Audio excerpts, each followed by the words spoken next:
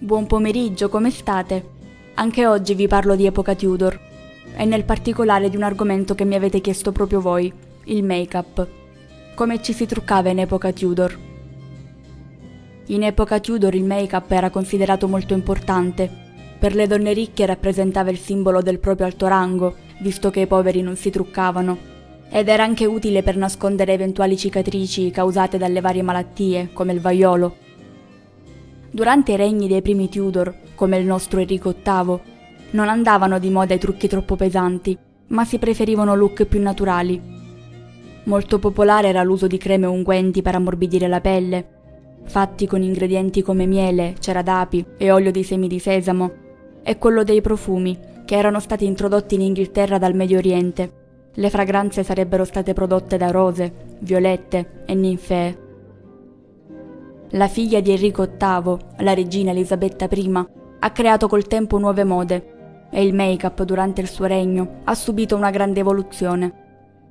Come vi dicevo prima, c'è chi lo utilizzava per nascondere le cicatrici delle malattie. Elisabetta era una di quelle. Applicava un elaborato strato di trucco bianco per nascondere rughe e altri segni dell'invecchiamento, che era anche utile a camuffare le cicatrici del vaiolo che aveva contratto quando era giovane. Il pesante trucco creava una sorta di maschera che l'aiutava a mantenere la sua illusione di bellezza e la sua immagine di regina vergine e giovane, e tutte le dame cominciarono a imitarla. Non a caso l'ideale di bellezza femminile durante il suo regno vedeva una donna con capelli chiari e carnagione bianca come la neve, accompagnata da guance e labbra rosse. Ecco spiegato perché in molti dei suoi ritratti Elisabetta appare pallida. Solo una donna di classe superiore poteva avere questo aspetto. Si dava per scontato che le donne povere avessero una carnagione scura, dato che lavoravano all'aperto sotto al sole e di conseguenza si abbronzavano. Alcuni dipinti dell'epoca, infatti, raffigurano sullo sfondo domestici con la carnagione scura, proprio per mettere in evidenza questa differenza.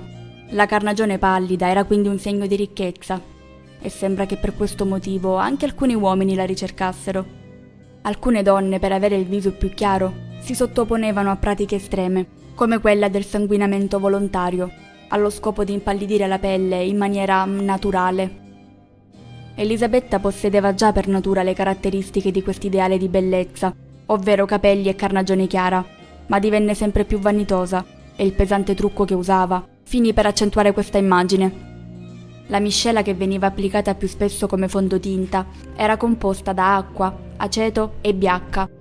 La biacca è un pigmento inorganico, costituito principalmente da carbonato basico di piombo, dall'alto potere coprente.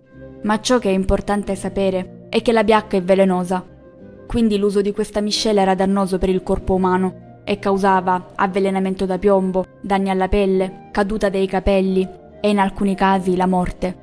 Ma per le donne era talmente importante apparire belle da trascurare la propria salute. Fra le teorie sulla morte di Elisabetta I c'è quella secondo cui potrebbe essere morta a causa di avvelenamento cronico da piombo e dall'uso combinato di sostanze chimiche pericolose presenti nei suoi cosmetici, come arsenico e mercurio. La maggior parte dei cosmetici erano fatti con ingredienti tossici. Il fondotinta, oltretutto, non veniva eliminato la sera come facciamo noi oggi, ma rimaneva sul volto delle dame anche per settimane intere, e di tanto in tanto ne veniva aggiunto un altro strato. Quando la pelle appariva troppo pasticciata, si decideva finalmente di eliminarlo, ma lo strato di biacca diventava talmente spesso e compatto che si doveva ricorrere al mercurio per eliminarlo. E che ve lo dico a fare? L'uso del mercurio come struccante era chiaramente dannoso, sia per la pelle che per la salute, e provocava sempre più imperfezioni. Si dice che Elisabetta applicasse giorno dopo giorno un nuovo strato di biacca, senza mai eliminarlo, tanto che negli ultimi anni della sua vita il pesante strato di cerone arrivò ad avere uno spessore di 2 centimetri. Il suo volto ovviamente si rovinò gradualmente, a causa della quantità eccessiva di trucchi tossici, e per risolvere il problema, invece di sospendere l'utilizzo, applicava quantità sempre maggiori di make-up, non solo per nascondere le cicatrici del vaiolo, ma anche per nascondere i disastri causati dal trucco stesso.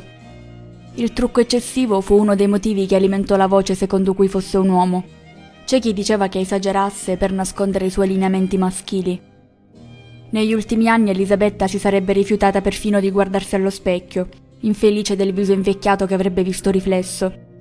Sembra che il suo aspetto fosse così repellente che ai pittori di corte venne dato l'ordine di ritrarla apportando dei miglioramenti alla sua immagine, e questo fu un altro dei motivi che fece diffondere la voce secondo cui fosse un uomo.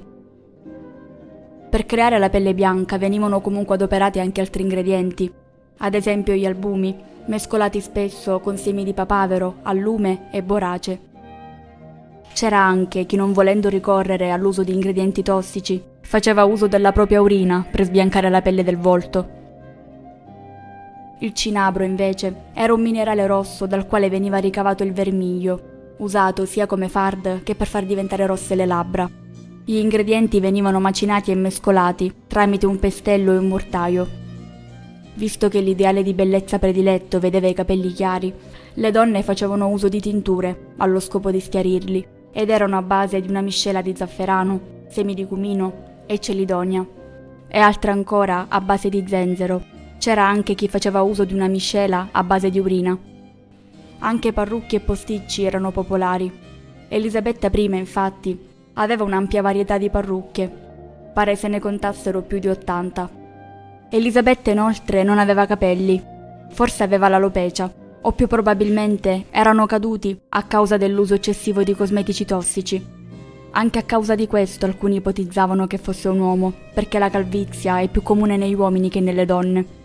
Si dice che la gente che la circondava fosse così abituata a vederla conciata così, che nei rari momenti in cui era priva di trucco e parrucca appariva irriconoscibile e provocava grande shock.